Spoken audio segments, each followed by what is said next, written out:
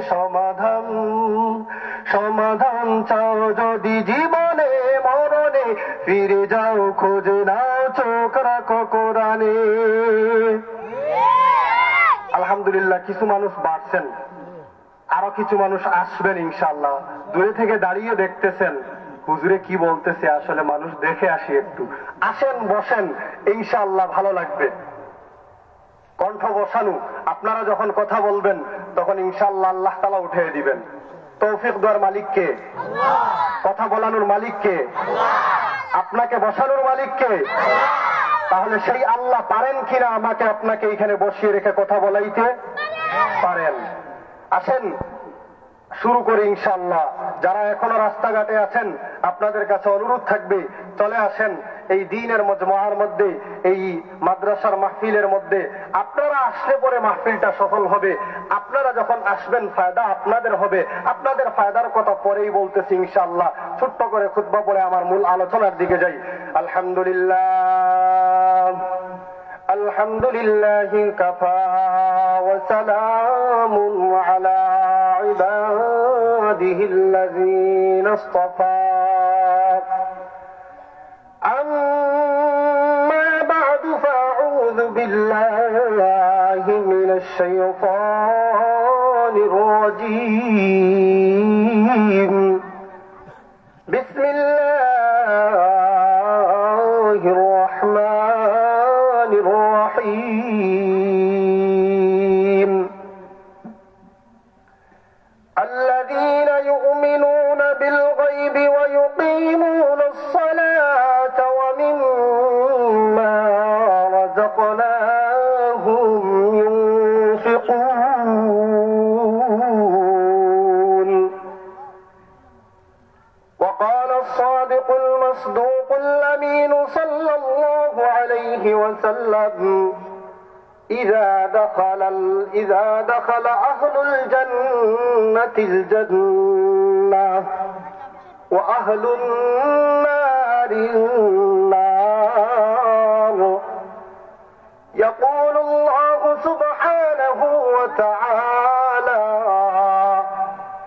من كان في قلبه مثقال حبة من خردل من إيمان فأخرجوه فيخرجون.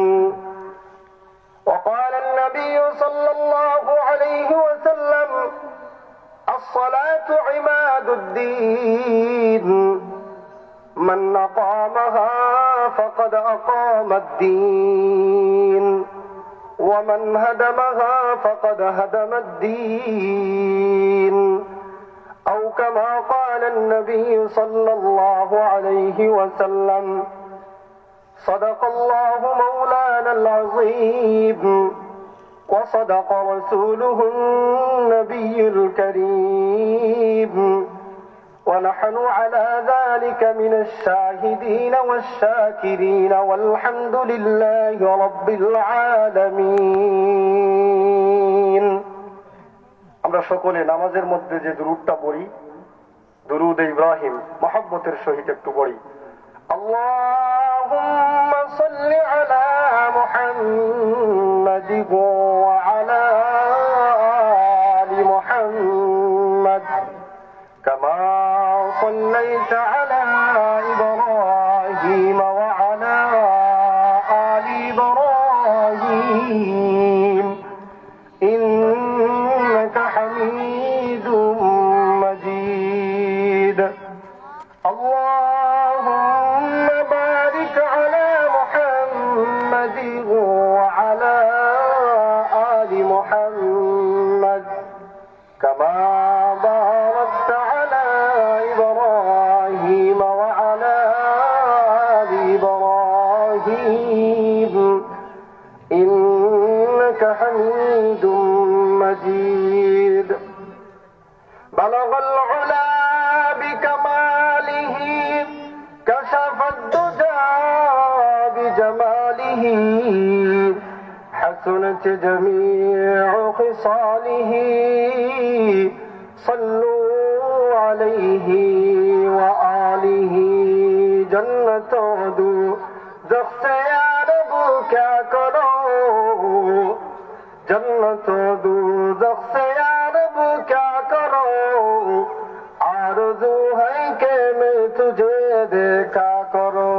बलगल उला बिकमालिही कशफत दुजा बिजमालिही, हसनत जमीउ खिसालिही, सल्लू अलैहि व आलिही। अल्लाह अल्लाह क्या मुबारक नाम है,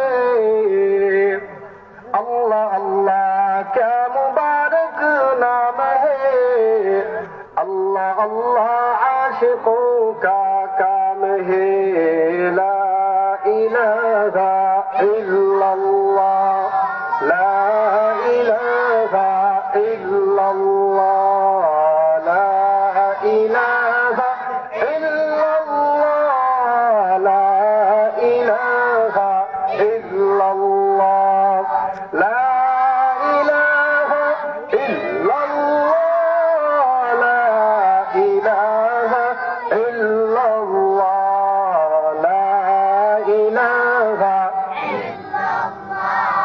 ला इलाहा इल्लल्लाह, मुहम्मदुर रसूलुल्लाह। अल्हम्दु लिमन क़द्दर खैरन व ख़बाला, अल्हम्दु लिमन क़द्दर खैरन व ख़बाला, वश्शुक्रु लिमन सव्वर हुस्नन व जमाला, वश्शुक्रु लिमन सव्वर हुस्नन व जमाला।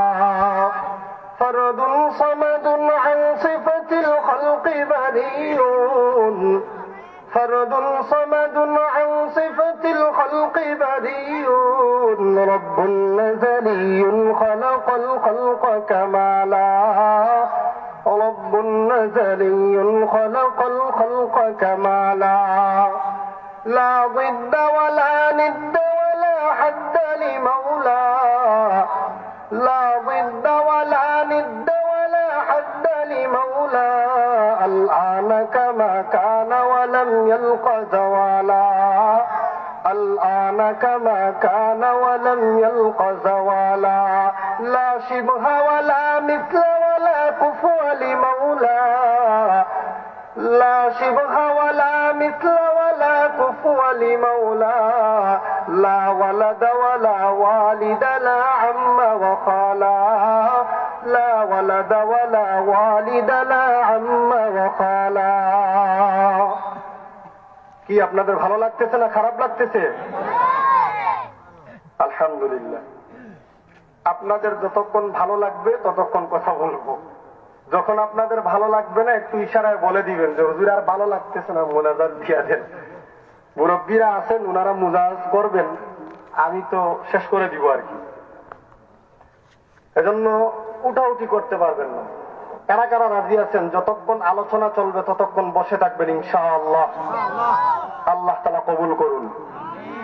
ধরে বলেন আমিন। আল্লাহ তাআলা আমাদের এই বসাকে উসিলা করে সবার জিন্দেগির গুনাহগুলোকে মাফ করে দেন। আল্লাহ দেখছেন দোয়া কাদের জন্য হলো? যারা বসা আছে তাদের জন্য, যারা বসা নাই ঘরের মধ্যে শুয়ে আছে অথবা দোকানের মধ্যে চাবান করতেছে অথবা বাজারের মধ্যে আড্ডা দিতেছে গল্প করতেছে তাদের জন্য কিন্তু দোয়াটা হয়। আল্লাহ আল্লাহ, আপনারা কিন্তু গোল মিস করছেন, আপনাদের কিন্তু চান্স গেল। আসেন তাড়াতাড়ি আসেন, আপনাদের জন্য দোয়া হবে ইনশাআল্লাহ। আমি অনুরোধ করব, আসলে গ্রাম অঞ্চলে তো মানুষ এত কম হওয়ার কথা না। শহরাঞ্চলে হলে একটা বিষয় ছিল যে না আগামীকালকে সকালবেলা অফিসে যেতে হবে, অফিসের একটা প্যারা আছে। আপনাদের তো অফিসের প্যারা নাই, আগামীকালকে নিজের ক্ষেত নিজের খামারে গেলে গেলেন, না গেলে কিচ্ছু যায় আসে না। কেউ পিটাইবো আপনারা ধরে না, ভালো লাগলে গেলেন, কতক্ষণ গিয়ে করলেন, চলে আসেন, আইসা রেস্ট নেন, ঘুমাই থাকেন। গরু যদি থাকে একটু খাবার টাবার পানি টানি দিয়া চলে আসেন, তারপরে ঘুমাই থাকেন একবারে 3টা পর্যন্ত। তারপরে উঠে ঘাস কেটে নিয়ে আসে, তো রাতের খাবার হয়ে যাবে গরু, সমস্যা নাই। একটার কথা বললাম, আমাদের তো এই সমস্যা নেই, তাহলে টেনশন কিসে? টেনশনটা হচ্ছে শয়তানের ধোঁকা। শয়তানের কি? আসেন ফজিলতের ব্যাপারটা বলতে চাইছিলাম, হয়তো আপনারা শুনছেন, যেহেতু সকাল 10টা থেকে এই মাহফিল শুরু হয়েছে, 10টা থেকে যেহেতু শুরু হয়েছে, তো আপনারা অনেক ফজিলতের কথা শুনছেন, তারপরে এখন হয়তো অনেকে ভুলে গেছেন, শয়তান ভুলাই দিছে। ওই আপনাদের জন্য ছোট্ট করে বলি, আল্লাহ রাসূল সাল্লাল্লাহু আলাইহি ওয়াসাল্লাম বলেন, লা ইয়াকুদু কওমি ইয়াযকুরুনাল্লাহা ইল্লা হাফাতহুমুল মালাইকা ওয়া গাশিয়াতহুমুর রাহমা ونزلت عليهم السكينة وذكرهم الله في من عنده الله نبي بالشانبي سركار دو عالم سيدنا محمد رسول الله সকলে বলেন সাল্লাল্লাহু আলাইহি ওয়াসাল্লাম বলেন, এই সকল মজলিসগুলোর কথা বলেন যারা আল্লাহর জিকির করার জন্য, আল্লাহর আলোচনা শোনার জন্য, করার জন্য বসে, ওই মানুষগুলোর হালত, ওই মানুষগুলোর বৈশিষ্ট্য, ওই মানুষগুলোর গুণাগুণের কথা নবী জানায়া দেন। ওই মজলিসটার গুণ হচ্ছে 4টা। চিল্লায় কোন সুবহানাল্লাহ। আমি আপনি এই মজলিসের মধ্যে বসেছি, আমার আপনার জন্য নবী জানায়া দিছেন, আমার আপনার জন্য 4টা বৈশিষ্ট্য, 4টা গুণাগুণ, 4টা ফজিলত, 4টা মর্যাদা, 4টা শ্রেষ্ঠত্ব। কি কি? নবী বলেন, ইল্লা হাফাতহুমুল মালাইকা। এইখানে আমি আপনি যত বড় গুনাহগার হই না কেন, যত বড় চাঁদাবাজ হই না কেন, যত বড় ঘুষখোর হই না কেন, যখন এই আল্লাহর জিকিরের মজলিসের মধ্যে বসে যাব, যখন আল্লাহর আলোচনা শোনার জন্য করে যাব, করার জন্য বসে যাব, নবী আমার জানায় দেন, ওই মানুষটা গুনাহগার হলে কি হবে? তাকে বেষ্টন করে আল্লাহ পাক রব্বুল আলামিনের পক্ষ থেকে রহমতের ফেরেশতারা চতুর্দিক থেকে বেষ্টন করে নেন। সুবহানাল্লাহ। 1 নাম্বার ফজিলত, 1 নাম্বার ফজিলত, রহমতের ফেরেশতারা চতুর্দিক থেকে কি করে ফেলেন? বেষ্টন করে ফেলেন, আমাকে আপনাকে ঘিরে ফেলেন, চতুর্দিক থেকে তারা পাহারা দেওয়া শুরু করে দেন। সুবহানাল্লাহ। ওয়ানাযালাত আলাইহিমুস সাকিনা। 2 নম্বর আল্লাহর রাসূল সাল্লাল্লাহু আলাইহি ওয়াসাল্লাম বলেন, 2 নম্বর গুনাহগুণ, 2 নম্বর বৈশিষ্ট্য, 2 নম্বর ফজিলত। 2 নম্বর ফজিলতটা হচ্ছে নবী বলেন, আল্লাহ পাক রব্বুল আলামিনের পক্ষ থেকে ওই সকল বান্দাগুলোর উপরে সাকিনা, প্রশান্তি নাজিল হতে থাকে। সুবহান। এজন্য দেখবেন, এই কথা থেকে আপনি বুঝার জন্য কেমন ভাবে রহমত, কেমন ভাবে সাকিনা, প্রশান্তি নাজিল হয়। যাদের মনের মধ্যে কষ্ট, যাদের হুতাশের কোনো শেষ নাই, টেনশনের কোনো শেষ নাই, বালিশে মাথা লাগানোর পরে ঘুম আসে না, ঘুমের ঔষধ খাওয়ার পরেও ঘুমে ধরে না। আপনারা তো এলাকার মানুষ, আপনারা তো গ্রাম অঞ্চলের মানুষ, আপনারা সারাদিন খেটে খান, কারোর থেকে 4 আনা খাওয়ার কোনো ইচ্ছা নাই, কারোর জিনিস লুটপাট করার ইচ্ছা নাই, কারোর সম্পত্তি আত্মসাৎ করার ইচ্ছা নাই। ওজন্য আপনাদের টেনশন ছাড়া সারাদিন কাজ করেন, মাঠের মধ্যে খেটে রাখেন। এজন্য যখন রাত্রিবেলায় যখন এসে শোয়ার সাথে সাথে আপনাদের সকলের ঘুম ধরে যায়। কিন্তু শহরাঞ্চলের মানুষগুলোর অবস্থা জিজ্ঞেস করে দেখবেন, রাত্রেবেলা ঘুমের জন্য ঘুমের ট্যাবলেট খাওয়ার পরেও তার ঘুমে ধরে না। তার কারণ সে যখন বালিশের মধ্যে মাথা লাগায়, তখনও তার মাথার মধ্যে টেনশন থাকে, আগামীকালকে কাকে মেরে খাবো, আগামীকালকে কার টাকা আত্মসাৎ করা যায়, আগামীকালকে কিভাবে আরো টাকা বাড়ানো যায়। এখন সাধারণ কারের মধ্যে চড়তেছি, আগামীকালকে কিভাবে BMW খরিদ করার পায়তারা করা যায়, এরকম চিন্তা তার মাথার মধ্যে খেলতে থাকে। জন্য ঘুমের ট্যাবলেট খাওয়ার পরেও ঘুমে দেয় না। তার কারণ হচ্ছে তার মনের মধ্যে অশান্তি। এই মনের মধ্যে অশান্তি আপনাদেরও যদি কারের মধ্যে থেকে থাকে, বিছানায় শুয়ে পড়েছেন, ঘুম লাগতেছে না, প্রমাণ পেয়ে যাবেন আমি নগণ্য গুনাহগার, আমার কথার কোনো মূল্য নাই, আমার কথার কোনো দাম নাই, আমার জবানের কোনো পাওয়ার নাই, আমার কোনো শক্তি নাই, কিন্তু সরকার দু আলম সাইয়্যিদুনা মুহাম্মদুর রাসূলুল্লাহ সাল্লাল্লাহু আলাইহি ওয়াসাল্লাম যেই কথাটা বলেছেন, এই কথাটার প্রমাণ আজকে আপনি সেই মাহফিলের মধ্যে নিয়ে যান। বালিশের মধ্যে গড়াগড়ি খাচ্ছেন, ঘুম লাগতেছে না, মাহফিলের মধ্যে এসে বসেন। বসার পরে দেখবেন কতক্ষণ চলে যাবে, মনোযোগ দিয়ে যখন কথাগুলো শুনবেন আল্লাহর জিকির করতে থাকবেন, মনোযোগ দিয়ে আল্লাহর কোরআনের কথা শুনবেন, নবীজির হাদিসের কথাগুলো শুনবেন, আল্লাহ তাআলার পক্ষ থেকে সাকিনা নাজিল হতে থাকবে। তার ফলে আপনার মনের মধ্যে প্রশান্তি চলে আসবে, আর সাথে সাথে দেখবেন এই মাহফিলে বসার পরে ঘুম চলে আসবে।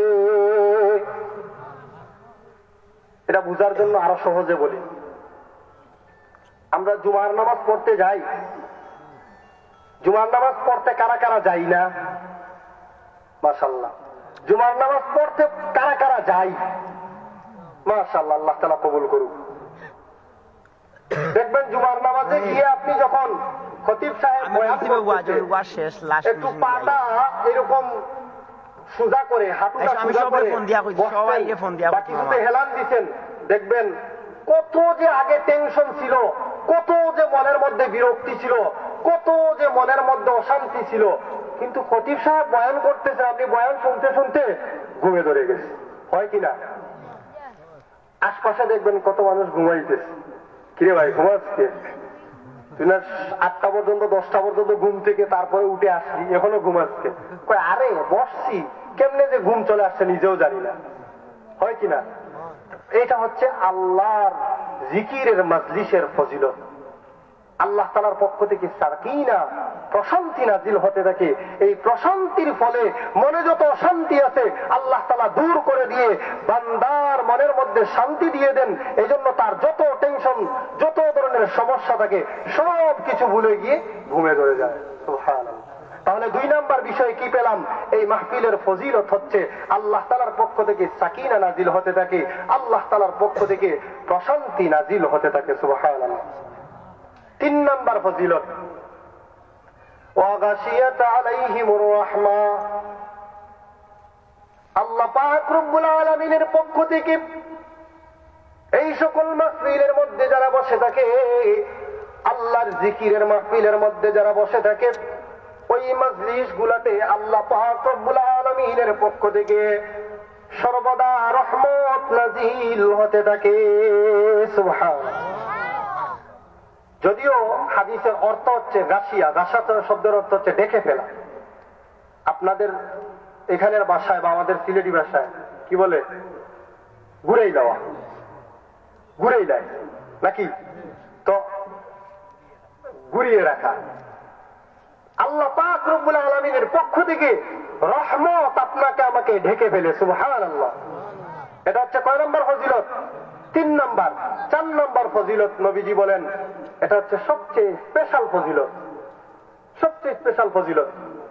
এই ফজিলত এটা এক আয়াতের সাথে গিয়া বাজে, দেখবেন আল্লাহর নবী বলেন ওয়াযাকারাহুমুল্লাহু ফী মান ইনদা।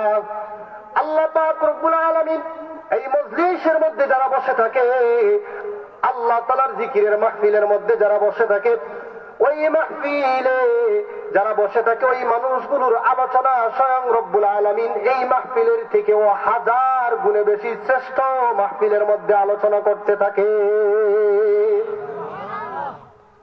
আমি আপনি নগণ্য, আমার কোনো মূল্য নাই, আমার আপনার কোনো মূল্য আছে? আমি আপনি যদি নামাজ পড়তে পড়তে কপালের মধ্যে দাগ করে ফেলি, তাহলে সাহাবায়ে কেরামের যে আমল, এই আমলের ধূলিকণার সমানও হতে পারবে না, ঠিক কিনা?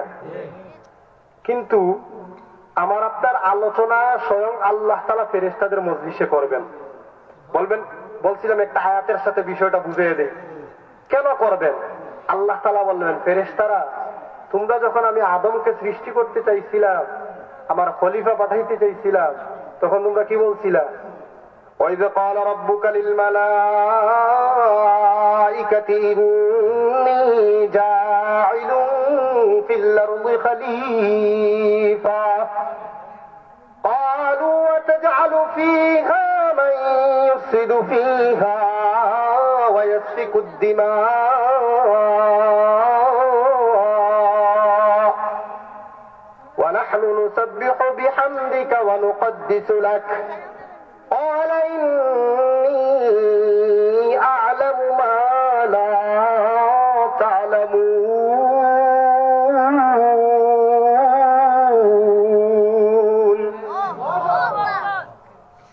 আপনাদের আল্লাহু আকবার মনে হচ্ছে শয়তান আশপাশে ঘুরতেছে। তাকবীর হবে আবার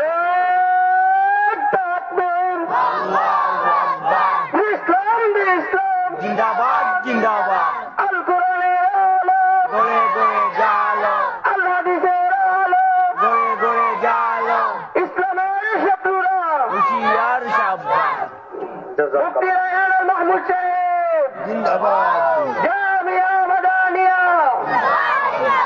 নারায়ে তাকবীর। মাশাআল্লাহ, আল্লাহ তাআলা সকলের হায়াতের মধ্যে এবং কণ্ঠের মধ্যে বরকত দান করুন, আমিন। সম্মানিত হাজিরিন, বলতেছিলাম আল্লাহ পাক রব্বুল আলামিন ফেরেশতাদের মজলিসের মধ্যে আলোচনা করবেন কেন? ফেরেশতাদেরকে বলবেন, ও আমার ফেরেশতারা, যখন আমি বনি আদমকে খলিফা বানিয়ে জমিনের মধ্যে প্রেরণ করতে চেয়েছিলাম, ওই সময় তোমরা সকলে বলেছিলা, ওগো আল্লাহ, জমিনের মধ্যে কি আপনি এমন একটা জাতিকে প্রেরণ করবেন যেই জাতিগুলো জমিনের মধ্যে যাওয়ার পরে ইয়াসফিকুদ্দিমা, যারা জমিনের মধ্যে মারামারি আর বিশৃঙ্খলা করবে, পাশাপাশি জমিনের মধ্যে রক্তপাত করবে। তখন আল্লাহ পাক রব্বুল আলামিন ফেরেশতাদেরকে জবাব দিয়েছিলেন, ও আমার ফেরেশতারা, আমি রব্বুল আলামিন যা জানি তোমরা সেটা জানো না। আল্লাহ তাআলা বলবেন, ও আমার ফেরেশতারা, তোমরা ওই দিন বলেছিলা আমি আল্লাহ এই জমিনের মধ্যে আমার খলিফা বনি আদমকে না পাঠানোর জন্য, কারণ বনি আদম জমিনের মধ্যে গিয়ে বিশৃঙ্খলার মারামারি রক্তপাত হানাহানি করবে। ও আমার ফেরেশতারা, দেখো দেখো, তাকিয়ে দেখো, আমার এই বান্দাটা এই শীতের রজনীতে, এই কনকনে শীতের সময় রাত 10টার কাছাকাছি 10টা হয়ে গেছে, এত রাত্রিবেলা চাইলে কম্বলটা মুড়া দিয়ে লেপটাকে গায়ের মধ্যে জড়িয়ে আস্তে করে বিছানার মধ্যে শুয়ে থাকতে পারতো। আরামের বিছানা ছেড়ে আমার বান্দা দেখো মাটির মধ্যে বসে বসে সাধারণ আমার এক গুনাহগার আমার দ্বীনের কথা বলতেছে, আমার কোরআনের কথা বলতেছে, মনোযোগ দিয়ে কথাগুলো শুনতেছে। ও আমার ফেরেশতারা, তাকায় দেখো, তারা মারামারি আর রক্তপাত করতেছে না। বলো আমার সৃষ্টি কি ফলে হলো না বিফলে হলো? ফেরেশতারা তখন জবাব দিবে, আল্লাহ আপনি বলেছিলেন আপনি জানেন, আমরা তা জানি না। তার বাস্তব প্রমাণ গো আল্লাহ, আজকে আপনার বান্দারা চাইলে আরামের বিছানার মধ্যে শুয়ে থাকতে পারত, কিন্তু আপনি রব্বুল আলামিনের জিকিরের মধ্যে মশগুল আছে। তাহলে কত বিশাল, কত শ্রেষ্ঠ মজলিসের মধ্যে আমার আপনার আলোচনাটা হচ্ছে। এজন্য আপনি খুশি না বেজার? ও ভাই, সহজ একটা উদাহরণ দেই। আমি কথা বলার সিস্টেমটাই এটা, আমি ওয়াজ করি এইরকমই, আমি যে কোনো কথা বলি উদাহরণ ছাড়া কথা বলি না, বাস্তবতার সাথে মিলিয়ে দেখেন।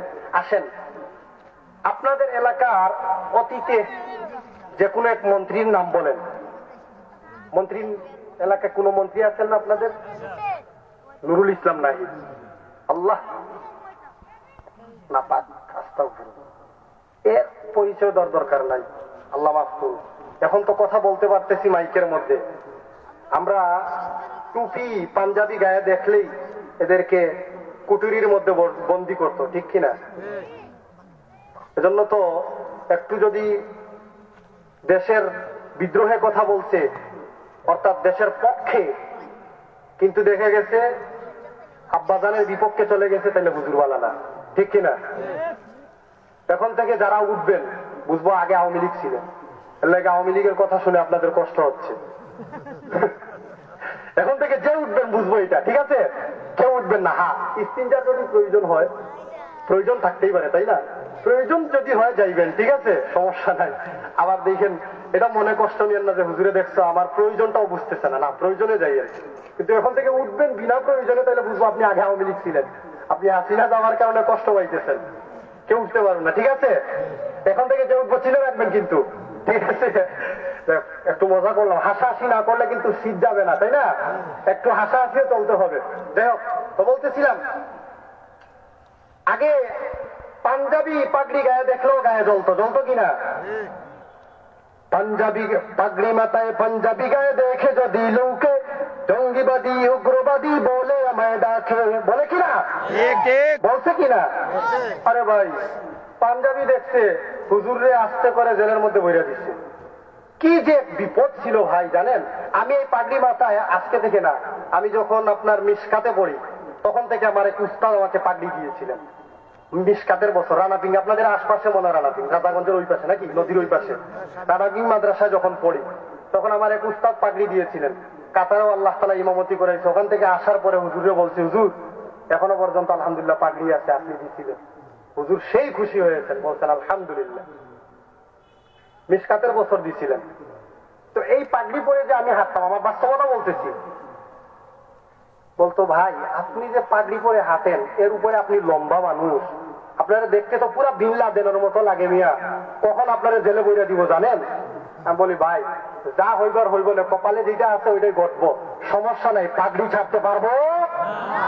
পাগড়ি মাথায় পাঞ্জাবি গায়ে দেখে যদি লোকে উগ্রবাদী জঙ্গিবাদী বলে আমায় ডাকে, দুঃখের সীমা নাই আমি কি করি উপায়, দুঃখের সীমা নাই আমি কি করি উপায়, উগ্রবাদী জঙ্গিবাদী আলেমরা কেউ নয়, উগ্রবাদী জঙ্গিবাদী আলেমরা কেউ নয়, উগ্রবাদী জঙ্গিবাদী আলেমরা কেউ নয়, বলেন না ঠিক কিনা? আলেমদেরকে বলে উগ্রবাদী জঙ্গিবাদী। এই দেশের মধ্যে যদি শান্তি প্রতিষ্ঠার জন্য কাজ করে, এই দেশের যদি প্রত্যেকটা সেক্টরের মধ্যে প্রত্যেকটা ডিপার্টমেন্টের মধ্যে যদি কেউ শান্তি আনার চেষ্টা করে, দুর্নীতি দূর করার প্রচেষ্টা করে, তারা হচ্ছে এই দেশের আলেম সমাজ, ঠিক কিনা? এজন্য আলেমকে কেউ গালি দিয়ে আলেমদের বিপক্ষে গিয়ে এই দেশের রাষ্ট্র ক্ষমতায় থাকতে পারবেন না, ঠিক কিনা মুসলমান? মাদ্রাসা মসজিদ মুসলমান আর আলেমের বিরুদ্ধে যে যাবে তাকে আমরা এই দেশের রাষ্ট্র ক্ষমতায় আর দেখতে চাই না। আরো জোরে আল্লাহ তাআলা কবুল করুন। প্রয়োজনে আমার ভোট দেবই না, ঘরের মধ্যে বসে থাকবো, তারপরেও আবারও আমি কোন নাস্তিক বেঈমানের দূষরকে এই দেশের রাষ্ট্র ক্ষমতায় দেখতে চাই না। আলেমের বিরুদ্ধে যারা কাজ করবে, কোরআনের বিপক্ষে যারা কাজ করবে, আল্লাহর বিধানের বিরুদ্ধে যারা চলবে, তাদের সাথে আমরা কেউ যাব না। যারা আমাদেরকে ওয়াদা দিবে হুজুর অমুসলমান, মুসলমান বাংলাদেশে 95% মুসলমান, 90% মুসলমানের দেশ, কিন্তু আমাদেরকে শুধু মুলা ঝুলিয়ে আমাদেরকে 53 বছর কাটানো হয়েছে, ক্ষমতা দেওয়া হয়েছে সব হিন্দুদেরকে। একটা আলিয়া মাদ্রাসার প্রিন্সিপাল হয়, একটা আলিয়া মাদ্রাসার মুহাদ্দিস হয়ে যায় একজন হিন্দু, কেমন করে আমরা বলতে পারি আমাদের দেশে আমরা 90% মুসলমান, ঠিক কিনা? কেমন করে হয়? এটা হাসিনার জামানায় হয়েছিল, আপনারা পত্র পত্রিকায় দেখেছেন। আল্লাহর নবীর হাদিস পড়াবে একজন হিন্দু, কেমন করে সম্ভব? হিন্দু পড়াইতে পারে কোরআন, হিন্দু পড়াইতে পারে হাদিস, তার ধর্ম সে শিক্ষা দেখ, আমরা বাধা দেই না। হিন্দুদের ধর্ম তাদের মধ্যে তারা পালন করুক, আমরা চাই, আমরা তাদেরকে নিরাপত্তা দেব, সমস্যা নাই, দিয়েছিও। এরকম আমরা উদাহরণ বাংলার জমিনে দেখিয়েছি না, দেখাইছি। কিন্তু তারপরেও কেউ যদি আমার ধর্মের দিকে আঙ্গুল তুলে, তাহলে সেই আঙ্গুল আমরা রাখবো না। আমার ধর্ম নিয়ে কেউ ছিনিমিনি করে খেলবে, এটা আমরা কখনো মেনে নেব না। আপনাদের এলাকার মানুষরা মনে হচ্ছে খুব ঠান্ডা টাইপের মনে হয়, এত কথার পরে এখনো পর্যন্ত কিন্তু আমরা মাহফিলে বসার আলহামদুলিল্লাহটাই বলতে পারি নাই। কিন্তু এখন পর্যন্ত এলাকার মানুষরা আসতেছেন না, বিষয় বুঝতেছি না। ওনাদের রক্তমনা ঠান্ডা হয়ে গেছে। 24-এর আন্দোলন করে 25 সাল তো চলে আসছে, 1 বছর তো গত হয়ে গেছে। এখন কি আর রক্ত গরম থাকে? মুসলমানের রক্ত সর্বদা কি থাকবে? গরম থাকবে। কেন? আমার ধর্মের উপরে, আমার কোরআনের উপরে যখন আঘাত আসবে, তখন আমি আর ঘরে বসে থাকবো না। আমরা শিখবো কোথা থেকে? এই সকল মাহফিল থেকে, এই সকল আলেমদের কাছ থেকে, এই সকল মাদ্রাসার কাছ থেকে আমরা এগুলা শিখবো। কিন্তু আফসোসের বিষয়, আমরা আজকে আলেমদের থেকে দূরে, আমরা আজকে মাদ্রাসা থেকে দূরে, আমরা মাদ্রাসার ধারে কাছে আসি না, মাদ্রাসায় আমার সন্তানকে দেই না, মাদ্রাসায় আমার সন্তানকে পড়াতে পারি না। কেন? চিন্তা করি, আরে মাদ্রাসায় গিয়ে তো চারানার মোল্লা বেটা হবে, আর মানুষের খতম জিয়াফত এগুলা পড়বে আর খাবে, এইগুলা দিয়ে জীবন আর কি চলে? তো ভাই, আপনারা যারা ভিআইপি আছেন, কত ভিআইপি স্যারকে দেখছি আমি আমার জীবনে, ম্যাজিস্ট্রেট যারাই আছে, কত ডক্টর ইঞ্জিনিয়ারকে দেখেছি আমার লাইফে।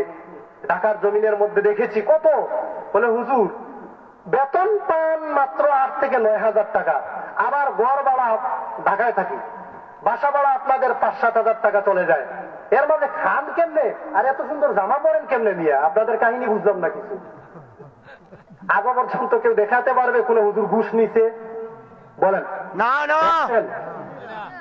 আরে সহজ কথা, উদাহরণ দিয়ে কথা বলি। যে বললাম, মসজিদে আসছেন, আপনার একজন মারা গেছে, একজন লোক খাটিয়া নিতে আসছেন, ইমাম সাহেব বলতেছে চাবি দিব, তখন আমাকে আগে 10 টাকা দেন। এরকম বলছে কোন ইমাম সাহেব? বলছে? আচ্ছা, মাদ্রাসায় আপনার সন্তান নিয়ে আসছেন, এখন বীর হয়ে গেছে, ধরেন কথার কথা, তখন কোন হুজুর বলছে আপনার সন্তানের সিরিয়াল আগে দিয়ে দিব, আপনার সন্তানকে আগে ভর্তি করতে পারবেন, আমাকে 100 টাকা দিয়ে দেন? কোন হুজুর বলছে? কেউ প্রমাণ দিতে পারবে? আজ পর্যন্ত বাংলার জমিনে কোন হুজুর ঘুষ খেয়েছে, চাঁদাবাজি করেছে, ছিনতাই করেছে, রাহাজানি করেছে? করে নাই। তারপরে হুজুররা ভালো না খারাপ? ভালো অবস্থায় আছে তো, আপনারা দেখতেছেন তো। তাহলে রাখে কে? ভালো রাখার মালিক কে? আল্লাহ।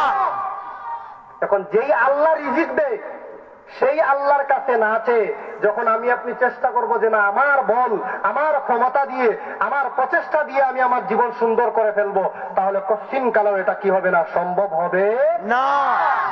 সর্বদা মুসলমান সজাগ থাকতে হবে, সর্বদা ইসলাম এবং মুসলমানের পক্ষে কাজ করতে হবে, মাদ্রাসার পক্ষে কাজ করতে হবে।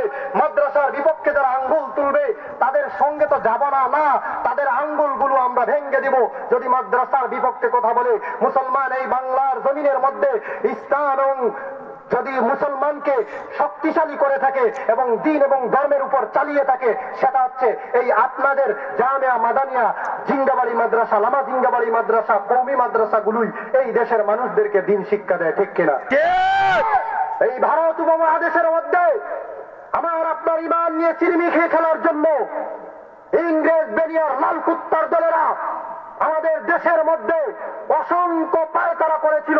তার মধ্যে আমাদের মধ্যে বান্দারিদেরকে, মাজার পূজারীদেরকে ঢুকিয়ে দিয়েছিল। কথা বলেন না কেন? মাজার পূজারীর দ্বারা আমাদের মধ্যে পাট আলাদা হয়ে গিয়েছে, কাদিয়ানি ঢুকিয়ে দিয়েছে। যারা নিজেদেরকে আহমদিয়া মুসলিম জামাত বলে থাকে, বলে কিনা?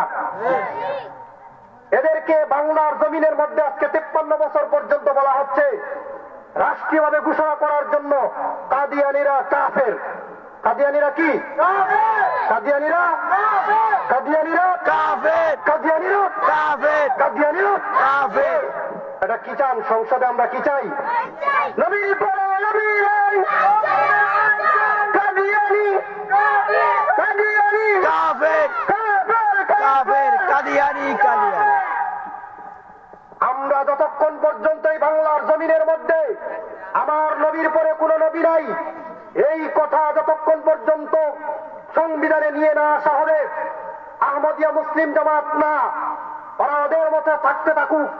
আমাদের দেশের মধ্যে আমরা আজও পর্যন্ত বলি নাই হিন্দুরা আমাদের বাংলাদেশে থাকতে পারবে না, বলেছি? খ্রিস্টানরা থাকতে পারবে না, বলেছি? বৌদ্ধরা থাকতে পারবে না, বলেছি? আমরা একই কথা এইভাবেই বলতে চাই, আহমদিয়া মুসলিম জামাত নয়, এই কাফেররা, কাদিয়ানিরা বাংলার জমিনে থাকবে, তবে মুসলমান পরিচয়ে থাকতে পারবে না। আমার নবীর পরে কোনো নবী নাই। এই গুলাম মির্জা গোলাম আহমদ কাদিয়ানী, এই কাদিয়ানী বাংলার জমিনের মধ্যে তার দল রেখে গিয়েছে, তার চেলা চামুন্ডা রেখে গিয়েছে। যারা বাংলার জমিনের মধ্যে নিজেদেরকে মুসলমান বলে দাবি করে, তাদেরকে আহমদিয়া মুসলিম জামাত বলে। আল্লাহ তাআলা কোরআনের মধ্যেও বলে দিয়েছেন, নবীজির সুস্পষ্ট হাদিস আছে যেগুলো তাওয়াতুরের সূরতে বর্ণিত হয়ে এসেছে। সেই সকল হাদিস যে প্রমাণিত যে নবীর পরে আর কোনো কি নাই, নবী এজন্য নবীর পরে কোনো নবী নাই, এটাই আমরা মানি, এটাই আমরা জানি। এর বাহিরে আমাদের আর কোনো কথা চলবে না। এখন তারা অনলাইনের মধ্যে চেষ্টা করে নবীর পরে তারা আসলে নবী দাবি করে না। কত যে গুংমাং বুঝানোর চেষ্টা করতেছে, এদের বাটপারির কোনো শেষ নাই। মুসলমান, আপনাদেরকে একত্রিত করার জন্য, আপনাদের শরীরটা একটু গরম করার জন্য কথাগুলো বলতেছিলাম। যে কথাগুলো বললাম যে আল্লাহ পাক রব্বুল আলামিন আমার আপনার আলোচনা ওই শ্রেষ্ঠ মজলিসের মধ্যে করবেন, যেই শ্রেষ্ঠ মজলিস এই পৃথিবী কেন পুরো জাহানের মধ্যে সবচেয়ে শ্রেষ্ঠ জামাত, সবচেয়ে শ্রেষ্ঠ মজলিস, সবচেয়ে শ্রেষ্ঠ মাহফিল, সেটা হচ্ছে ফেরেশতাদের মাহফিল। সেই মাহফিলের মধ্যে বলবেন, ও ফেরেশতারা, ওই দেখো আমার আব্দুর রহমান, সে গুনাহগার হলে কি হবে, কিন্তু আমি রব্বুল আলামিনের আলোচনা শোনার জন্য দেখো ঠান্ডার মধ্যে বসে আছে। সুবহানাল্লাহ, সুবহানাল্লাহ। আল্লাহ তাআলা আমাদের কথা আলোচনা করবেন। এজন্য যারা আমরা চাই যে আমাদের নামটা আল্লাহ তাআলার ওই শ্রেষ্ঠ স্পেশাল মজলিসের মধ্যে আলোচনা হোক, তারা আর দেরি না করে, বেশি সময় আলোচনা করবো না, ঠান্ডার রাত, শীতের রাত, আপনারা চলে আসেন তাড়াতাড়ি, মূল বিষয়ের দিকে চলে যাব। আমি উদাহরণ দিয়ে বুঝাতে চেয়েছিলাম যে এই মাহফিলের মর্যাদা, আমার আপনার আলোচনা আল্লাহর মজলিস হবে কেমনে, বিষয়টা বুঝার জন্য আমি বলছিলাম আপনাদের এলাকার একজন হচ্ছে নুরুল ইসলাম নাহিদ, আগের এমপি মন্ত্রী, শিক্ষামন্ত্রী ছিল। তার মজলিসের মধ্যে যদি কথার কথা এইখানে ধরেন একজন আব্দুর রহমান আছে, সেই হুজুর বলবেন যে হুজুর খালি আব্দুর রহমান নাম কেন নিচ্ছেন, এটারও একটা কারণ আছে। আব্দুর রহমান বা আব্দুল্লাহ, এই দুইটা নাম আল্লাহ তাআলার কাছে সবচেয়ে বেশি প্রিয়। সুবহানাল্লাহ, সুবহানাল্লাহ। আমরা তো মাশাআল্লাহ, আমার নিজের বাস্তব ঘটনা বলতেছি, আমি বলবো না কার, আমি আমার একজন আত্মীয় বোনের মেয়ের অর্থাৎ বাগ্নির নাম রেখেছিলাম, এক নাম ফাতেমা নাম রেখেছিলাম, সম্ভবত ফাতেমা বা এরকম কোন একটা নাম রেখেছিলাম। রাখার পরে আমারে যখন আমি ঢাকা থেকে আসার পরে বলছিল যে একটু নামটা রেখে যান, নামটা রেখে আমি তো চলে গেছি। মোটামুটি 2-3 বছর পরে আসার পরে দেখি নাম আরেকটা ডাক্তার। বললাম কি ব্যাপার, কি নাম রেখে গেলাম একটা, ডাকে দেখি আরেকটা, মনে প্রশ্ন জাগে কিনা, জিজ্ঞেস করলাম কেউ ব্যাপার কি, নাম তো রেখে গেলাম এইটা, ডাকতেছেন কেন ওইটা? কয়ে ভাই কইস না, কাহিনী হইল কি, আমগো বাড়ির পাশের বাড়ি এক মহিলা, ভিক্ষুক মহিলা, ফকিন্নি বেডি, ফকিন্নি কয়নি, ঢাকার দিকের ফকিন্নি আবার অন্যটা। ঢাকার দিকের ফকিন্নি বুঝায় হচ্ছে মানে খুব বখিল টাইপের, কৃপণ টাইপের, এবং হচ্ছে অসচ্ছল, কোনো কিচ্ছু নাই, গালি এটা এক ধরনের। আমাদের দেশে তো অবশ্য ভিক্ষুকে ফকিন্নিও বলে, মানে মহিলাকে ফকিন্নি বলে নাকি, ফকিন বেডি যেটা হয় আর কি, মহিলা যে হয় তারা কি করে ফকিন্নি কয়, আর বেটা যদি হয় তাহলে কি কয় ফকির কয়। তো এটা বলতেছে রে ভাই, বিষয় হইলো ওই ফকিন্নি বেডির মাইয়ার নাম হইলো ওই দেয়ার লেগে না আমার রাখি নাই, পাল্টাই দিচ্ছে, হইলো ঘটনা। আমরা মুসলমান এই হালত। কয় হুজুর আমার ছেলের নাম আব্দুল্লাহ রাখতাম, ওর দাদার নাম তো আব্দুল্লাহ ছিল, তো সমস্যা কি? হযরতে আলী রাদিয়াল্লাহু তাআলা আনহুর সন্তান 32 জন, সুবহানাল্লাহ। 32 সন্তানের মধ্যে 3 সন্তানের নাম ছিল মুহাম্মদে আকবর, মুহাম্মদে আওসাত, মুহাম্মদে আসগর। হুজুরকে জিজ্ঞাসা ছিল কিনা হুজুর? মুহাম্মদে আকবর, মুহাম্মদে আওসাত, মুহাম্মদে আসগর। বুঝছেন বিষয়, মানে নানার নাম মোহাম্মদ, কার নাম?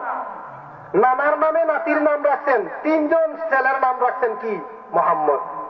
শুধু বেশ কম করছেন কি, বলছেন এটা হলো মোহাম্মদ বড়ডা, এটা হলো মোহাম্মদ মেজডা, এটা হলো মোহাম্মদ ছোটডা, এই আর কি। বুঝেন না?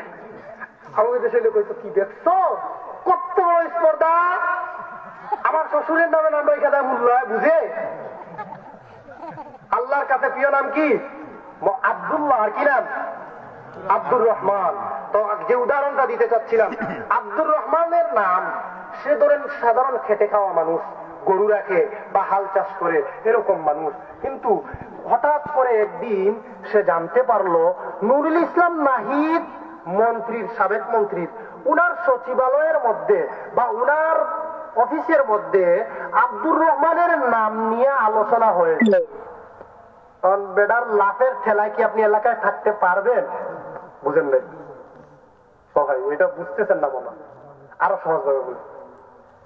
আমাদের এলাকায় চেয়ারম্যানের ডান হাত বাম হাত কয়, এটা কিন্তু চেয়ারম্যানের ডাইন হাত। বলে বলে বলে আপনাদের সমাজে। আচ্ছা, এইটা দিয়ে দিতে চাই, যেহেতু বলে। এই চেয়ারম্যানের ডান হাতের সাথে ধরেন, উদাহরণ দিচ্ছি এখানে সামনে থেকে, ওই হুজুর হচ্ছেন চেয়ারম্যানের ডান হাত, উনার বন্ধু হচ্ছেন এই হুজুর, উনার বন্ধু হচ্ছেন ওই মুরব্বী। কথার কথা উদাহরণ দিচ্ছি। যখন উনি বাইক নিয়ে যায় বুম বুম বুম বুম করে, বাজারের মধ্যে যখন ঢুকে উনার বুম বুমের আওয়াজে আর মানে কানে আগুন দিতে হয়। আসেনি এরকম বুলাবান? আওয়াজ হওয়ার লাগে এরকম ফাজিল বুলাবান আছে। আওয়াজ হওয়ার জন্য সাইকেলের পিছনে আরেকটা লাগাই দেয়, কয় এটা আওয়াজ বেশি দিব, আওয়াজের ঠেলায় মানুষের বুম ভাঙবো, আমার রাস্তা ঠাস করে সাইডা দিব। আছে, আমি বাস্তব থেকে বলতেছি। তো এখন এইখানে আইসা ইচ্ছা কইরা দেয় ভালো করে। কেন? আপনাদের ঠান্ডা সরানোর জন্য আমি একটু হাসাইছি, নাহলে আমি কিন্তু হাসাই না, আমি বয়ানে কখনো হাসাই না, এটা কোনো সময় আমার হয় না, এই প্রথম। এখন কেন করলো দেখেন, কারণ পাশ থেকে ওই মুরব্বী উনারা বলতেছে, ওই বেটা বুঝছি এখানে তুই বুমিং করতেছ, আমার যে কারোর কান ঠিক থাকতেছে না, সাবধান, চুপ চুপ, কথা কবি না। কেন কথা কবি না? জানো আমি কিন্তু চেয়ারম্যানের ডান হাতের বন্ধুর বন্ধুর বন্ধু। দেখছেন নি পাওয়ার? তাইলে এখন যদি আপনার সরাসরি চেয়ারম্যানের লগে কানেকশনটা হয়, তাহলে আপনার পাওয়ার কেমন? এখন আপনার পাওয়ারের ঠেলায় এলাকায় আর কি করা যায় না, থাকা যায়। অতীতে এরকম ঘটনা ঘটছে নি? ঘটছে। এমপির লগে সম্পর্ক এখন বাবা মুজিবের বিরুদ্ধে কয়ে লাইছে, আর কয়ে মাফির বন্ধ করেন, উড়েন উড়েন, কি কথা কন? দেখছেন না ভিডিও টিডিও? আপনারা দেখেন না? কত বড় ঝা এখানে দেখছেন। আমাদের সাথেও ঘটে এরকম, ঘটছে অতীতে। আর কোন আলোচনা পান না নিয়ে রাজনীতি নিয়ে আলোচনা করেন, কারণ আপনাদেরকে এখানে একটা প্রশ্ন করতেই হয়, ইসলামের রাজনীতি এটা ইসলামের একটা শাখা নাকি না? কথা বলেন। জি জি, ইসলামের রাজনীতি আছে না নাই? আছে আছে। ইসলামের রাজনীতি আছে না নাই? আছে। নবী রাজনীতি করছেন? কথা বলেন, নবীজি রাজনীতি করছেন? করছেন। আবু বকর করছেন? করছেন। ওমর করছেন? করছেন। উসমান করছেন? আলী করছেন? মুআবিয়া করছেন? ওমর ইবনে আব্দুল আজিজ করেছেন? করছেন। তারা যদি রাজনীতি করেন, এখন রাজনীতি আবার মোল্লারা করবো না কেন মিয়া? কথা কি? ও মোল্লা রাজনীতি করলে আপনি গম খাইতে পারবেন না? না, গমের বস্তা আস্তে করে দোকানে নিয়ে ঢুকাই দিলেন, পিছনের দরজা নিয়ে ঢুকা, 10 বস্তা ঘুন্না ঢুকাইছে। কিন্তু আছে না ঘটনা? না নাই? আছে আছে। কিছু বানায় বলতেছি, বানায় বললে সামনে দাঁড়ায় করবেন, কোনো ভয় নাই। মাছ চাইবো আপনার কাছে, পায়ে ধরে মাছ চাইবো, সমস্যা নাই। এরকম ঘটনা আছে। কেন? ইসলামী রাজনীতি না থাকার। বলেন কেন এরকম ঘটনা হয়েছে? মুসলমান যখন বাংলার জমিনের মধ্যে কোরআন অনুযায়ী রাষ্ট্র চলবে, কোরআন অনুযায়ী যখন মানুষের জীবন বিধান চলবে, তখন একটা মেম্বার থেকে নিয়েও বাংলাদেশের প্রেসিডেন্ট পর্যন্ত চুরি কেন, বাটপারি কেন, চিন্তাই কেন, সেই কল্পনাও করতে পারবে না। কারণ আল্লাহর বিধান হচ্ছে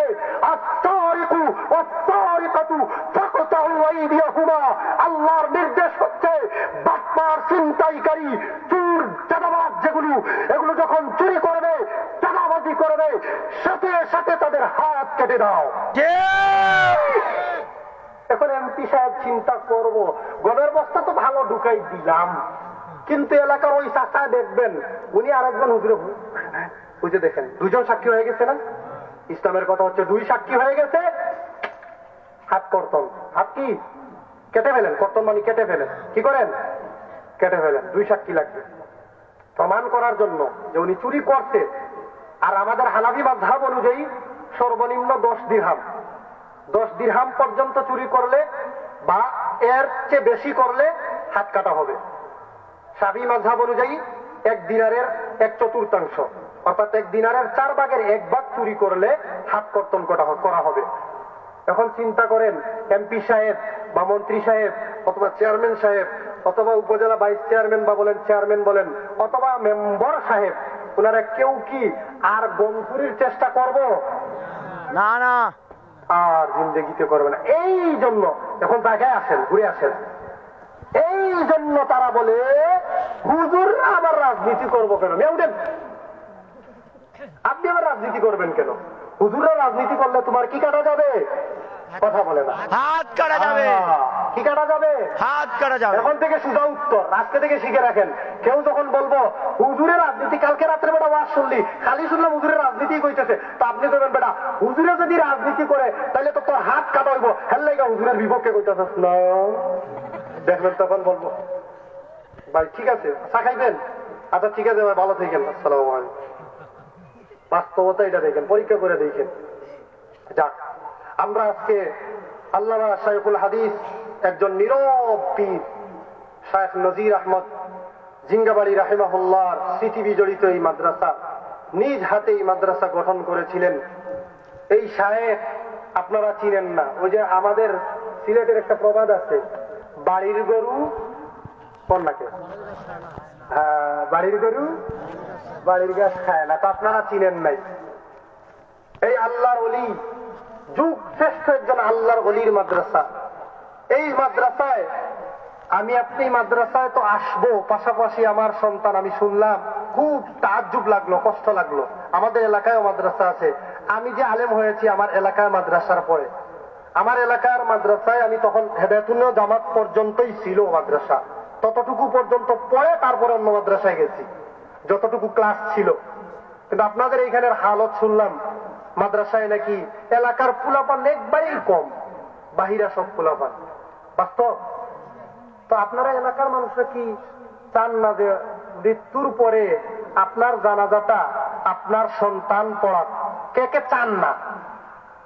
ও মাশাআল্লাহ, কেউ নাই দেখি, সবাই রাজি। তাহলে কে কে চান যে আমার সন্তান আমার জন্য যখন আল্লাহুম্মা গফিরলি হাইয়িনা ওয়া মাইয়িতিনা যখন পড়বে, আল্লাহ আমাকে মাফ করে দেন, জীবিত সবাইকে মাফ করে দেন, আমাদের এই মাইয়িতদেরকে মাফ করে দেন, ইমাম সাহেবের চোখ দিয়ে পানি আসবে না, আসবে না, আসবে না। কিন্তু আল্লাহর ওই বান্দার সন্তান যখন নামাজের মধ্যে দাঁড়াইবে, জানাজার নামাজ পড়ানোর জন্য, ও বাবারা, আল্লাহ তাআলা আমার বাবাকে জীবিত রেখেছেন, মাকে অনেক আগে হারিয়েছি, কিন্তু গত কয়েকদিন আগে, মাস দিনও হয় না, আমার ছোট চাচার জানাজা আমি পড়িয়েছি, আমার অনেক দাদা অনেক চাচার জানাজা আমি পড়িয়েছি। দুর্ভাগা কপাল পুরা, আমি তখনও বালিগ হই নাই, এই জন্য মায়ের জানাজাটা পড়াইতে পারি নাই। আল্লাহ তাআলা অনেক দাদা চাচার জানাজার নামাজ পড়াইছেন, বিশ্বাস করেন। বাস্তব ঘটনা আপনাদেরকে বলতেছি, নিজের থেকে বানায় বলতেছি না, অন্যের ঘটনা বলতেছি না।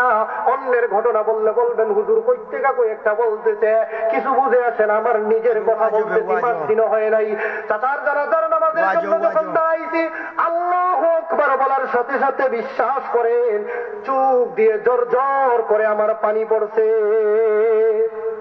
কেন জানেন? কারণ নিজের আপন চাচা, আমার চাচাকে যেই চাচা জিন্দেগি ভর আমার পড়াশোনার জন্য, আমার জীবন পরিচালনার জন্য চেষ্টা করেছেন, মাদ্রাসায় পড়ানোর জন্য চাচার কথা বলি, ওই চাচা যাই হন না কেন, মা মসজিদে মক্তবে কেন গেলাম না, এই জন্য আমার জীবনে এরকম শাস্তি আমাকে দিয়েছেন। আপনারা যাই মনে করেন, বলতে আমার সমস্যা নাই, শুধু বুঝানোর জন্য, আপনারা যাতে শিখেন, মা বোন যারা পর্দার আড়ালে আছেন, ওই মা বোনদের একটু যাতে টনক নড়ে, একটু যাতে মাথার ভিতরে কথাটা ঢুকে, একটু যাতে আপনারা বুঝতে পারেন। আমার জীবনের বাস্তবতা বলতেছি, আমার ওই চাচা দিদি মারা গেছেন, আমি ছোটবেলায় মক্তবে গেলাম না কেন, এই মক্তবে না যাওয়ার কারণে আমাকে এবং আমার ছোট বোনকে, আমরা দুইজনকে শাস্তি স্বরূপ সকালবেলা সূর্যের দিকে তাকাইয়া রাখছেন। আর্মির শাস্তি নাকি? আর্মি স্টাইলের শাস্তি, উনি গ্রাম পুলিশ আর কি, এই কারণে এই কাহিনী করছে। মক্তবে গেলাম না কেন? এজন্য দেখেন কত গুরুত্ব দিছে দিন শিখানোর জন্য। আর আপনারা কি করতেছেন আল্লাহ আল্লাহ মালুম। আল্লাহ তাআলা আপনাদেরকে বুঝার তৌফিক দান করুন, বলুন আমিন। মাদ্রাসার প্রতি আমার আপনার মহব্বত, দ্বীনের প্রতি, ইসলামের প্রতি মহব্বতটা একটু বেশি হতে হবে। আমার প্রাণের চেয়ে মাদ্রাসার প্রতি, ইসলামের প্রতি মহব্বত বেশি হতে হবে। এরকম যখন মহব্বত হয়ে যাবে, যখন মাদ্রাসায় আমার সন্তানকে ভর্তি করতে পারবো। আমাদের সমাজের আরেকটা বাস্তবতা হচ্ছে, আমাদের সমাজের মধ্যে যেই সন্তানটা বেশি বুঝে না, যেই সন্তানের মাথার ব্রেইন বেশি ভালো না, একটু পাটা পাকানো, একটু হাতটা পাকানো, অথবা চোখে যদি এই দিকে তাকায় তাইলে বোঝা যায় ওই দিকে তাকাইতেছে, এইরকম সন্তানকে মাদ্রাসায় ভর্তি করে আসেনি? ঠিক ঠিক কথা বলেন। এইরকম সন্তানকে কি করে মাদ্রাসায় ভর্তি করে। আর যেই সন্তানটা একটু ভালো মেধাবী, ওই সন্তানকে বলে স্কুলে ভর্তি করার জন্য। কারণ ওই সন্তানকে স্কুলে ভর্তি করলে পরে ওই ছেলেটা ডক্টর হবে, ওই ছেলেটা ইঞ্জিনিয়ার হবে, আর পরে আবার মানুষের পকেট কাটবে। ঠিক। ডাক্তার বর্তমানের চেনা আছে আপনাদের? চিনেন? হসপিটালে তো আমরাও দৌড়াদৌড়ি করি, আপনারা দৌড়াদৌড়ি করেন না? আল্লাহু আকবার। কালকের ঘটনা, কালকে না পরশু দিন রাত্রে আমি যখন মাদারীপুর মাহফিলে যাব, তো বলছি ডাক্তারকে গিয়ে বলতেছি যে আমার নাক দিয়ে পানি পড়তেছে প্রচুর, আর গলাটা ব্যথা করতেছে, একটু ঔষধ দেন। বলে তাহলে ডাক্তার দেখাইতে হইবে। দেখেন স্বাভাবিক বিষয়। পরে বললাম আমার ফেকজো দেন তো, ফেকজো 120টা দেন, আর পরে আর একটা কি দিবেন, দিলে দিয়া দেন, লাগবো না আপনার ডাক্তার দেখানো। এই পকেট কাটা, এটা হলো কি কাটা? পকেট কাটা। হ্যাঁ, সমাজে কিছু ভালো ডাক্তার আছে, যেমন বিয়ানীবাজারের মধ্যে একজন ভালো ডাক্তার আছেন। উনি মাদ্রাসার ছাত্রদের জন্য অর্ধেক, এমবিবিএস ডাক্তার, মাদ্রাসার ছাত্রদের জন্য অর্ধেক ফি ফ্রি, এবং ঔষধ ওনার থেকে অর্ধেক ফ্রি, এরকম করে উনি এমবিবিএস ডাক্তার বিয়ানীবাজারে। যাই হোক, আমি যখন মুরাদগঞ্জ মাদ্রাসায় পড়ি ওনার থেকে চিকিৎসা নিয়েছিও। তো বলতেছিলাম, আমরা সকলে এই নিয়ত করি যে আমার ভাতিজা, আমার সন্তান, আমার নাতি যারা আছে তাদেরকে আমি আর কিছু করি আর না করি, এখান থেকে এই মাদ্রাসা থেকে কমপক্ষে তার জীবন পরিচালনার জন্য পকেট কাটা ডাক্তার যাতে না হতে পারে, এমন ইঞ্জিনিয়ার যে রোডের জায়গায় বাস দিবে, এইরকম ইঞ্জিনিয়ার যাতে না হতে পারে, এজন্য মাদ্রাসায় আগে তাকে কিছু দিন শিক্ষা দিব, এরকম পাক্কা নিয়ত আমিও করি, এবং আমার আশপাশে যারা আছে তাদেরকেও ইনশাআল্লাহ করাবো। বলেন ইনশাআল্লাহ। আল্লাহ তাআলা তৌফিক দান করুন, আমিন। তো বলতেছিলাম, এই মাদ্রাসাটা হচ্ছে আল্লামা শেখ নজির আহমদ জিঙ্গাবাড়ি রাহিমাহুল্লাহ আপনাদের থেকে কয়েকদিন আগে বিদায় নিয়েছেন। হুজুর হচ্ছেন একজন বাতিনি পীর সাহেব, যার পিরাকিটা আপনারা জানতে পারেন নাই। উনার এই মাদ্রাসা জামিয়া মাদানী আলামা জিঙ্গাবাড়ি মুখিগঞ্জ কানাইঘাট সিলেটের উদ্যোগে 21তম বার্ষিক জলসা। আজকে প্রায় বয়ানের 1 ঘন্টা পরে আমরা এখন বলতেছি, সকলে বলে এই মাহফিলে উপস্থিত হতে পেরেছি, এজন্য আলহামদুলিল্লাহ। আলহামদুলিল্লাহ। আলহামদুলিল্লাহর আওয়াজ ভালো হয় না। আলহামদুলিল্লাহর আওয়াজে মনে হচ্ছে ঘুমাই গেছেন। কি কি দিয়ে আপনাদের আওয়াজ বাড়বে বলেন? যে হুজুর এইটা করেন তাহলে আওয়াজ বাড়বে। বলেন, আমরা সকলে চিল্লায় বলি আলহামদুলিল্লাহ। আয় আল্লাহ, তোমার বান্দারা এই কোন শীতের মধ্যে, আমি তো কথা বলতেছি ঘাম ছুটতেছে, কিন্তু তোমার বান্দারা শীতের মধ্যে বসে আছে, নিজেও বসে দেখেছি, কথা শুনতে গেলে অনেক কষ্ট হয়। নিচ দিয়ে ঠান্ডা উঠতেছে, আবার উপর দিয়েও ঠান্ডা মোটামুটি পড়তেছে, চতুর্দিক দিয়ে কুয়াশা ঘেরা। এই অবস্থায় রব্বুল আলামিন তোমার বান্দারা এই মাদ্রাসার প্রতি মহব্বত রেখে, তোমার ওলি নজির আহমদ জিঙ্গাবাড়ি রাহিমাহুল্লাহর প্রতি মহব্বত রেখে তারা এই মজলিসের মধ্যে এসেছে, এই মাহফিলের মধ্যে এসেছে। অগদয়াময় আল্লাহ, তোমার যে সকল বান্দারা এই মাহফিলের মধ্যে উপস্থিত হয়েছেন, যে যেইভাবে সহযোগিতা করেছেন, আয় আল্লাহ সকলের এই আশা এবং সহযোগিতাকে তুমি কবুল করে না। আমিন। আমি আপনাদের সামনে একটা আয়াত এবং 2টা হাদিস পড়েছিলাম, সংক্ষিপ্ত করে কথা বলবো, যদিও শুধু আয়াতের তাফসীর নিয়ে কমপক্ষে আমার 2 ঘন্টা সময় লাগবে। সংক্ষিপ্ত করে কথা বলবো।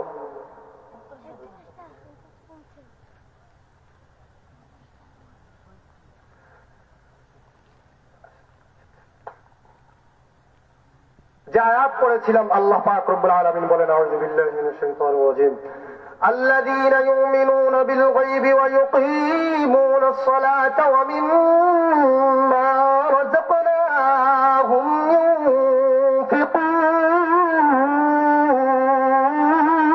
আল্লাহু আকবার। আল্লাহ পাক রব্বুল আলামিন এর আগের আয়াতের মধ্যে আল্লাহ বলেছেন, হুদাল্লিল মুত্তাকিন, মুত্তাকিদের জন্য সুপথ, মুত্তাকিদের জন্য সঠিক পথ, মুত্তাকিদের জন্য ভালো পথ, সহজ সরল পথ, তাদের জন্য হেদায়েত। এই মুত্তাকিদের গুণাগুণ আল্লাহ তাআলা পরের আয়াতের মধ্যে বর্ণনা করতেছেন। তাফসীর ইবনে কাসিরের মধ্যে, তাফসীর জালালাইনের মধ্যে বলা হয়েছে এটা মুত্তাকিদের গুণাগুণ আল্লাহ বর্ণনা করতেছেন। এক নম্বর গুণ আল্লাহ তাআলা বলেন, মুত্তাকিদের গুণ হচ্ছে তারা যারা আল্লাযীনা ইউমিনুনা বিল গায়ব, যারা অদৃশ্যের উপরে বিশ্বাস স্থাপন করে। সুবহানাল্লাহ। যারা কি করে? অদৃশ্যের উপর বিশ্বাস স্থাপন করে। বলছিলাম সংক্ষিপ্ত করে বলবো, অদৃশ্যের উপর বিশ্বাস স্থাপন করা ঈমান আনা। ঈমান কি? সহজ কথা, ঈমান হচ্ছে আত-তাসদীকু হুয়া বিমা জাআ বিহি নবী সাল্লাল্লাহু আলাইহি ওয়াসাল্লাম ইতিমাদান আলা নবী সাল্লাল্লাহু আলাইহি ওয়াসাল্লাম। নবীজি সাল্লাল্লাহু আলাইহি ওয়াসাল্লামের উপরে আস্থা রেখে তিনি যা নিয়ে এসেছেন সেটাকে সত্য বলে সত্যায়ন করার নামই হচ্ছে ঈমান। এখন আমরা সকলে কি এরকমের ঈমানদার নাকি নরবরে ঈমানদার? আমাদের ঈমান ঠিক আছে তো? ঠিক ঠিক। এরপরের পরিচয় আমি বলছি সংক্ষিপ্ত। এরপরের পরিচয় গায়ব, যারা অদৃশ্যের উপর বিশ্বাস করে। অদৃশ্য কি? গায়বের পরিচয় মুফাসসিরিনে কেরাম অনেক পরিচয় দিয়েছেন। তন্মধ্যে আমরা সহজভাবে যেটা বুঝবো এবং মক্তবে যেটা শিখেছি সেটা হচ্ছে, আমরা ঈমানে মুফাসসাল পড়েছি, সেখানে আমরা বলেছি আমানতু বিল্লাহি ওয়া মালাইকাতিহি ওয়া কুতুবিহি ওয়া রুসুলিহি ওয়াল ইয়াউমিল আখিরি ওয়াল কদরি খাইরিহি ওয়া শাররিহি মিনাল্লাহি তাআলা ওয়াল বাসি বাদাল মাউত। আমি আপনি বলেছি, ওগো আল্লাহ, আমি আপনার উপরে বিশ্বাস স্থাপন করলাম, ওয়া মালাইকাতিহি, এবং আপনার ফেরেশতাদের উপরে বিশ্বাস স্থাপন করলাম, ওয়া কুতুবিহি, এবং আপনার কিতাবসমূহের উপরে বিশ্বাস স্থাপন করলাম, ওয়া রুসুলিহি, এবং আপনার রাসূলগণের উপরে বিশ্বাস স্থাপন করলাম, ওয়াল কদরি খাইরিহি ওয়া শাররিহি, এবং আমি আপনার উপরে এটাও বিশ্বাস করলাম তকদীরের মধ্যে যা কিছু ভালো হয় মন্দ হয় সব কিছু আপনি রব্বুল আলামিনের পক্ষ থেকে। এবং এটাও আমি বিশ্বাস করলাম ওয়াল বাসি বাদাল মাউত, মৃত্যুর পরে আবার আরেকটা লম্বা জিন্দেগি রয়েছে, লম্বা জীবন রয়েছে, ওইগুলার উপরেও আমি বিশ্বাস স্থাপন করলাম। এটার নামই হচ্ছে অদৃশ্যের উপরে, গায়বের উপরে বিশ্বাস করা। এখন আসেন, গায়বের উপরে বিশ্বাস করলে ফায়দাটা কি? অসংখ্য হাদিস পাওয়া যায়। মুসনাদে ইবনে আবি হাতিমের মধ্যে আছে, মুসনাদে আহমদের মধ্যেও আছে, কামালাইনের মধ্যে, জালালাইনের হাসিয়ার মধ্যে নিয়ে আসা হয়েছে, প্রাগুক্তর মধ্যেও নিয়ে আসা হয়েছে অসংখ্য হাদিস। তন্মধ্য থেকে একটা হাদিস আপনাদেরকে শোনাই। কামালাইনের মধ্যে যে একটা হাদিস নিয়ে আসা হয়েছে, রাসূলুল্লাহ সাল্লাল্লাহু আলাইহি ওয়াসাল্লাম সাহাবায়ে কেরামকে জিজ্ঞাসা করলেন, ও আমার সাহাবায়ে কেরাম, বলো তো দেখি সবচেয়ে বেশি বিস্ময়কর ঈমান, সবচেয়ে বেশি আশ্চর্যজনক ঈমান কাদের? সাহাবায়ে কেরাম জবাব দিলেন, ওগো আল্লাহর নবী, তারা হচ্ছেন ফেরেশতারা, ফেরেশতাদের ঈমান হচ্ছে সবচেয়ে বেশি বিস্ময়কর। আমার নবী বলেন, না না না, ও আমার ফেরেশতারা, তোমরা যা বলেছো সেটা সঠিক নয়। তার কারণ ফেরেশতারা আল্লাহ তাআলার আশেপাশে থাকে, আল্লাহ তাআলার সব নিয়ামত রাজি দেখতে পায়, আল্লাহ তাআলার সব কিছু তারা অবলোকন করতে পারে, এজন্য তারা বিশ্বাস করে। ও আমার ফেরেশতা, ও আমার সাহাবীরা, বলো তো দেখি তোমাদের কাছে এরপরে ফেরেশতারা তো বাদ পড়ে গেল, বলো তো দেখি কাদের ঈমানটা বিস্ময়কর? সাহাবায়ে কেরাম বললেন, ওগো আল্লাহর নবী, আল্লাহ তাআলার কাছে সবচেয়ে বেশি সম্ভবত তাদের ঈমানটা বিস্ময়কর যারা হচ্ছেন আপনার সাহচর্য গ্রহণকারী সাহাবী। ওই সাহাবীদের ঈমানটা সবচেয়ে বেশি আল্লাহর কাছে বিস্ময়কর। আল্লাহর নবী বলেন, না না না, ও আমার সাহাবীরা, তোমাদের ঈমানটাও বিস্ময়কর না। সাহাবায়ে কেরাম বললেন, ওগো আল্লাহর নবী, তাহলে আপনি বলুন সবচেয়ে বেশি বিস্ময়কর ঈমান কাদের? আল্লাহর নবী বলেন, ও আমার সাহাবায়ে কেরাম, জেনে রাখো, তোমাদের পরে এমন একটা দল আসবে